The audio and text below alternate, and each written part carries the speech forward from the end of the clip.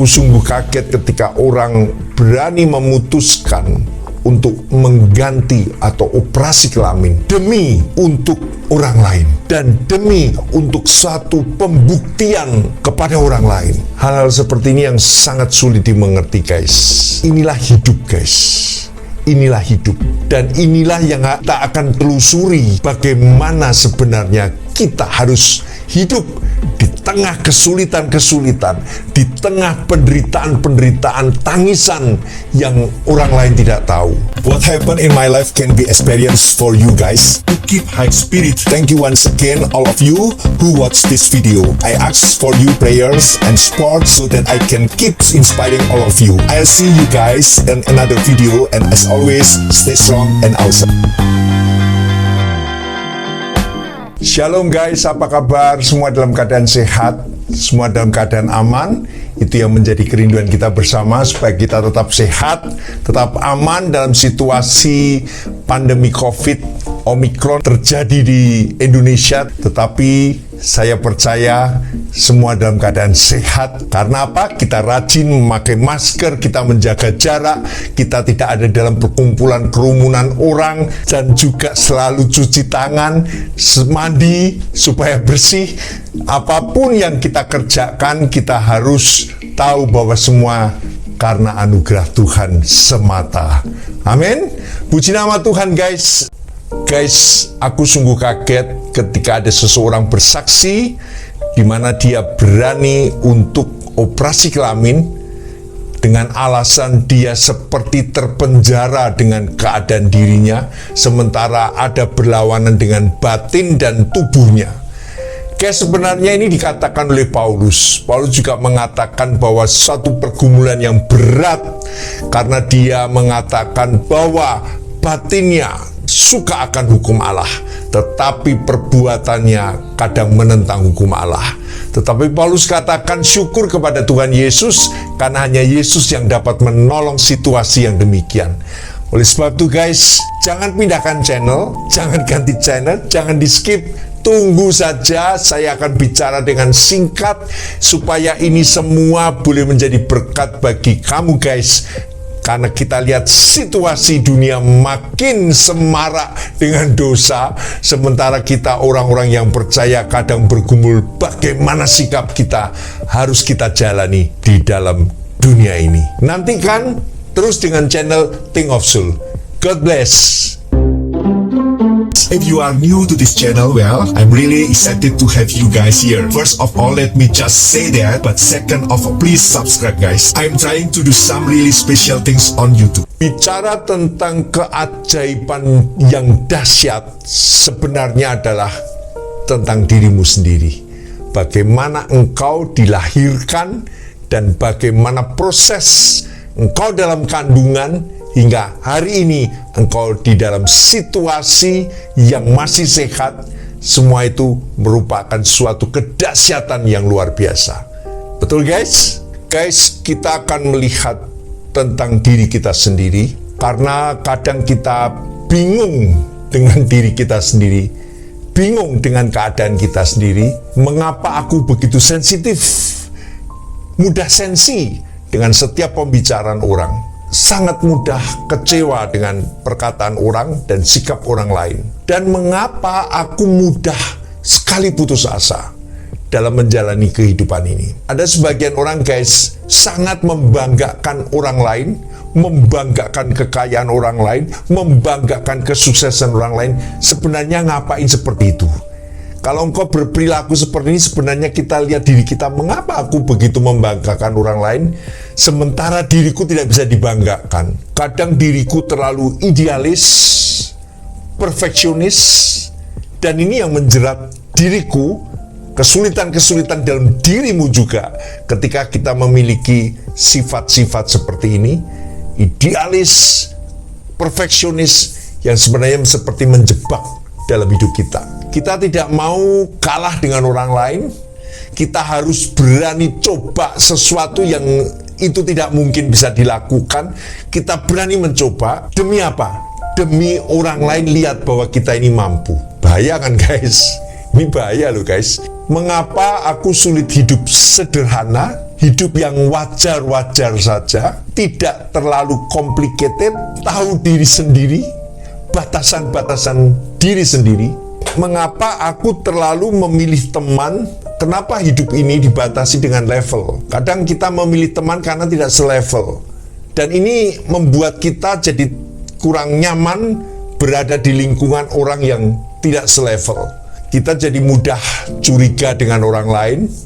Kita selalu mendirikan defense bagi diri kita. Ketika terjadi komunikasi yang tidak nyambung, kita ingin orang lain mengakui kita bahwa kita ini orang yang hebat. Ini yang selalu terjadi dalam diri manusia. Mengapa selalu ada seperti ini? Dia mudah mengampuni, tetapi dia sulit untuk melupakan setiap kesalahan dan dosa orang lain. Hal-hal seperti ini guys membuat kita capek dalam hidup kita. Tetapi sebenarnya yang capek ini bukan tantangan yang kita hadapi atau situasi di luar yang membuat kita capek. Tetapi sebenarnya yang membuat kita capek dan lelah jiwa kita adalah diri kita sendiri. Adalah dirimu sendiri. Itu yang membuat kita capek. Kita seperti tidak nyaman berada di tengah-tengah lingkungan orang. Kita mengatakan bahwa hari ini aku rasa gagal. Aku fail dalam mengisi agenda hidupku. Ini yang terus terjadi. Oleh sebab itu guys, aku sungguh kaget ketika orang berani memutuskan untuk mengganti atau operasi kelamin demi untuk orang lain dan demi untuk suatu pembuktian kepada orang lain. Hal-hal seperti ini yang sangat sulit dimengerti guys. Inilah hidup guys. Inilah hidup. Dan inilah yang kita akan telusuri bagaimana sebenarnya kita harus hidup di tengah kesulitan-kesulitan, di tengah penderitaan-penderitaan, tangisan yang orang lain tidak tahu, yang sebenarnya ada di dalam hidupmu, penuh dengan tangisan, penuh dengan penderitaan, dan orang lain tidak tahu. Kita sepertinya ada di sebuah persimpangan, dan ini bahaya jika kita salah mengambil sikap dan mengambil sebuah keputusan. Ditentukan pada the last minute, dan kalau kita salah mengambil keputusan, ini akan membahayakan di kemudian hari. Sebagian lagi guys, ada sekelompok orang yang mudah sekali berbicara tentang kekekalan. Dia mengatakan aku tidak akan mengampuni dia. Itu kekekalan guys. Itu suatu kata-kata yang kekal. Aku tidak mau lagi berhubungan dengan dia sampai keturunan cucu-cucu cicit cacatku. Ini yang sulit sekali. Kenapa? Manusia begitu ingin menunjukkan kekuatan dirinya, bukan kekuatan yang daripada Tuhan. Ada yang mengatakan aku lebih baik hidup curang daripada aku jujur tetapi tidak mujur. Mengapa dia mengambil sikap seperti ini? Karena dia di dalam persimpangan jalan. Guys, hidup kita ini harus ada tujuan. Jangan kau katakan gini, hidup ini mengalir saja. Mengalir kemana guys? Mengalir dibawa kemana guys hidup ini? Betul? Saya bertemu dengan seseorang yang dia sangat kurang bijaksana karena dia melukai dengan kata-kata terhadap teman wanitanya. Bahkan sekali tempo dia memakai kekerasan padahal masih dalam masa pacaran. Guys, ketika saya tanya orang itu, dia katakan bahwa ibunya juga dilukai oleh ayahnya. Kalau dia katakan bahwa ibunya dilukai dan sering dipukul oleh ayahnya, dan dia katakan sebenarnya dia kasihan dengan ibunya, tetapi mengapa dia malah berperilaku seperti ayahnya yang melukai pacarnya dan bahkan ringan tangan, memukuli, belum perkawinan saja sudah ada kekerasan, saudaraku. Belum menikah saja sudah ada kekerasan, guys. Dan ini yang sangat kurang wajar. Ada omongan-omongan yang sarkasme, ada perkataan-perkataan yang sarkasme, satu jenis majas itu atau gaya bahasa yang menggunakan kata-kata yang pedas untuk melukai orang lain, untuk menyakiti hati orang lain, dia memberikan cemoohan, ejekan sehingga orang lain terluka. Dan ini terjadi dalam kehidupan orang itu. Di belakang hari saya bertemu dengan seseorang yang mengatakan bahwa dia hari ini gagal dalam hidupnya. Bahkan dia keluar atau di drop out dari universitas atau dari fakultasnya karena orang tuanya memaksa memilihkan dia dalam sebuah fakultas yang dia tidak suka.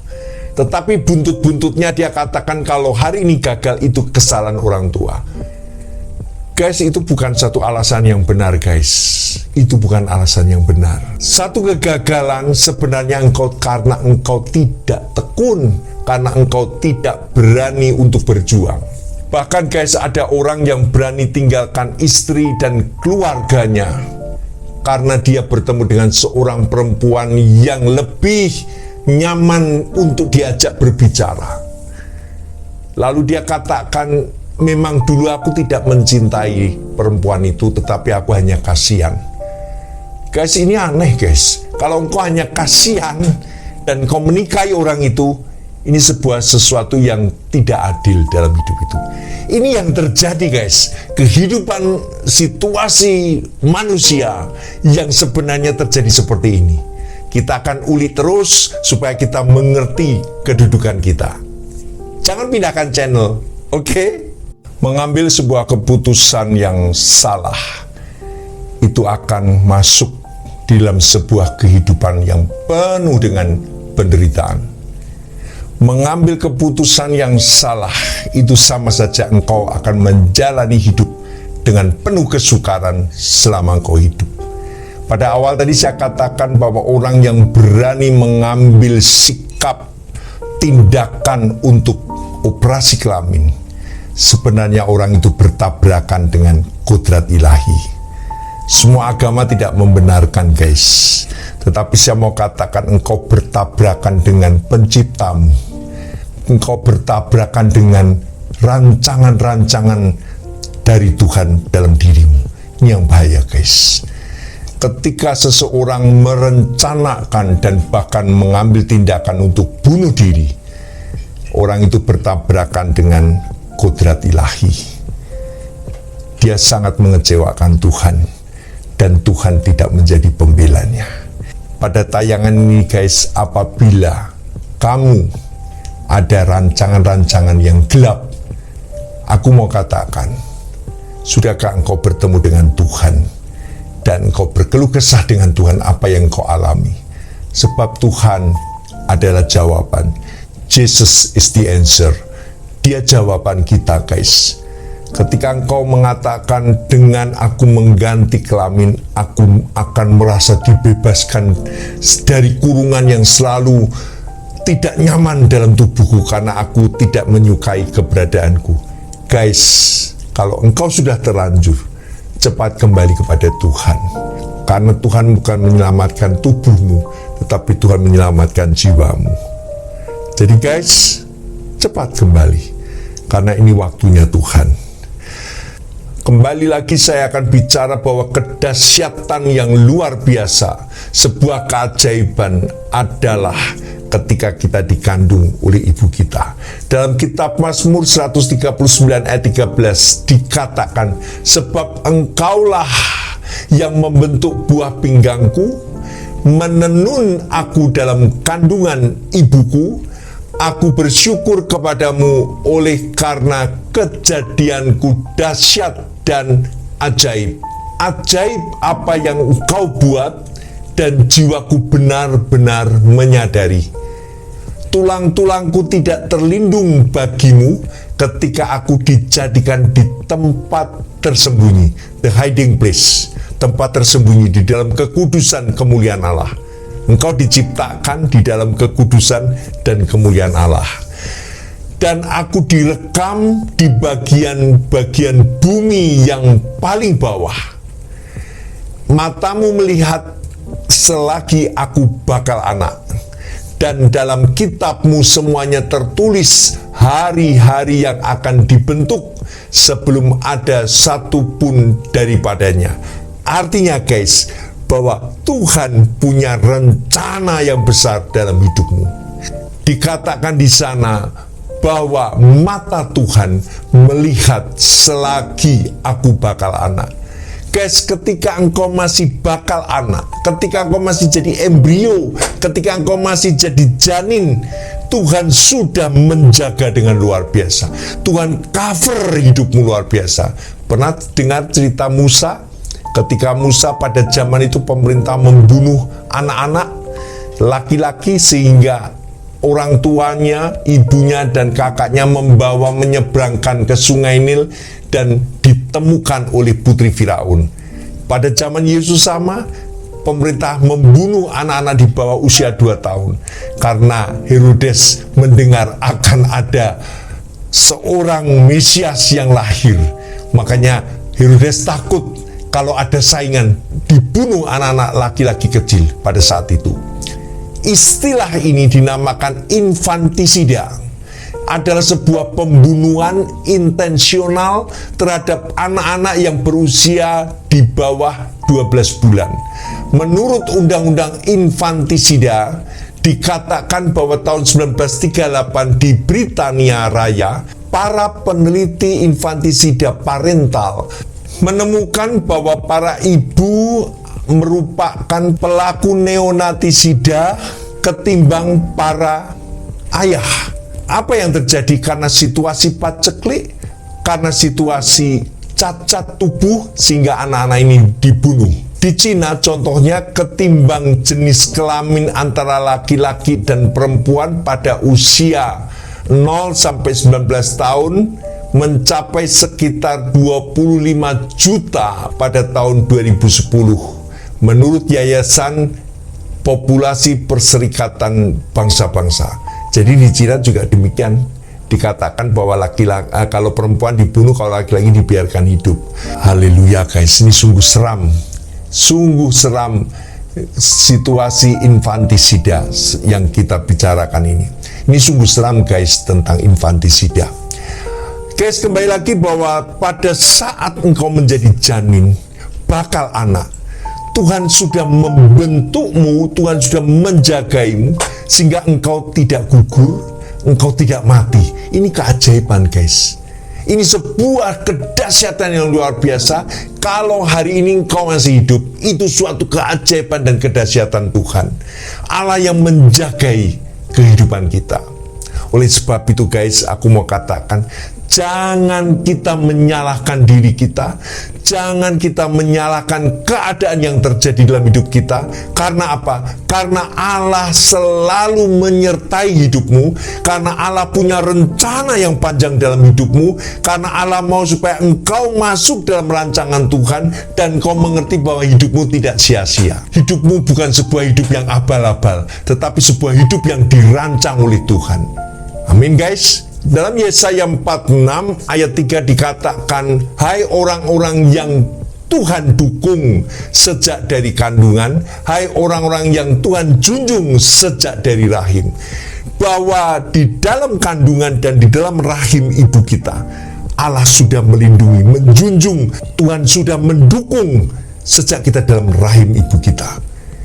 Ini penting guys, kita harus tahu betapa luar biasanya hidup ini. Oleh sebab itu, bangsa Israel atau orang Yahudi menyunatkan anaknya pada hari ke-8. Gereja Tuhan juga menyikapi bahwa anak harus diserahkan kepada Tuhan. Orang tua harus menyerahkan kepada Tuhan. Artinya, bahwa segala sesuatu harus tanya Tuhan. Ketika engkau membimbing dan mendidik anakmu, engkau harus selalu konsultasi dengan Tuhan. Karena Tuhan punya rencana yang indah. Guys, hidupmu bukan karena ditentukan oleh orang tuamu. Betul? Hidupmu bukan ditentukan oleh orang tuamu, tetapi hidupmu ditentukan oleh Tuhan. Tuhan yang punya rancangan yang begitu besar. Tuhan yang punya rancangan yang bertanggung jawab dalam hidupmu. Dia yang mengongkosi hidupmu, dia yang melindungi hidupmu, dia yang membackup dan mempromosikan hidupmu. Itu Tuhan, bukan orang lain, bukan orang tuamu. Benar guys, walaupun mungkin orang tuamu ingin membackup engkau, tetapi saya mau katakan hanya Tuhan, karena rancangan sejak dalam kandungan Tuhan sudah membentukmu, dan Tuhan memberikan rancangan-rancangan yang dahsyat dalam hidupmu. Untuk apa Yesus mati di kayu salib? Untuk menebus dosamu. Untuk apa ketika kita dalam masa akhir balik, dari kita tidak mengerti dan kita berbuat dosa, lalu kita menerima Yesus sebagai juru selamat? Untuk apa Yesus mati di kayu salib? Untuk menyucikan dosa-dosamu, untuk menebus apa yang kau lakukan salah dalam hidupmu. Satu fatal attraction yang kau lakukan, di situ hanya Tuhan Yesus yang dapat menebus hidupmu. Amin. Oleh sebab itu Yesus mati bagimu, darahnya menyucikan kamu, supaya kamu disucikan, dikuduskan, dan diberikan kehidupan yang baru, sehingga engkau mampu menjalani hidup seturut dengan rancangan Tuhan yang besar dalam hidupmu. Amin guys. Ini yang penting guys, ini yang sangat penting, supaya kita tahu jangan seorang pun di antara kita menyia-nyiakan hidup kita. Engkau katakan hidupku sudah tidak berguna, aku sudah salah hidup, aku sudah menjalani kehidupan yang salah. Guys, yang bisa merubah nasibmu adalah Tuhan. Engkau jangan berhenti di sini. Engkau justru come back kepada Tuhan. Kembali kepada Tuhan. Karena Tuhan yang memiliki rancangan hidupmu. Supaya engkau diplot kembali pada rancangan-rancangan Tuhan. Sehingga engkau beriringan, berjalan satu frekuensi dengan Tuhan. Sehingga engkau bisa tahu, oh rancangan Tuhan seperti ini. Oh keadaanku yang salah, yang dosa ini membawa aku mengerti bahwa aku harus bersama dengan Tuhan. Tanpa Tuhan, engkau tidak akan bisa berbuat apa-apa. Dikatakan firman-Nya, di luar Tuhan, engkau tidak bisa berbuat apa-apa.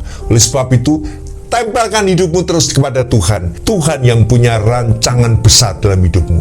Jangan sia-siakan hidupmu guys. Isi hidupmu bersama dengan Tuhan. Hari ini, mari terus bangkit. Hari ini guys, jangan tunda. Jangan tunda, jangan tunda. Hari ini engkau balik kepada Tuhan. Engkau kembali kepada Tuhan. Jangan malu, jangan gengsi. Engkau masuk terus kepada hadirat Tuhan. Karena Dia yang akan merubah rancangan-rancangan yang sudah dirusak oleh setan.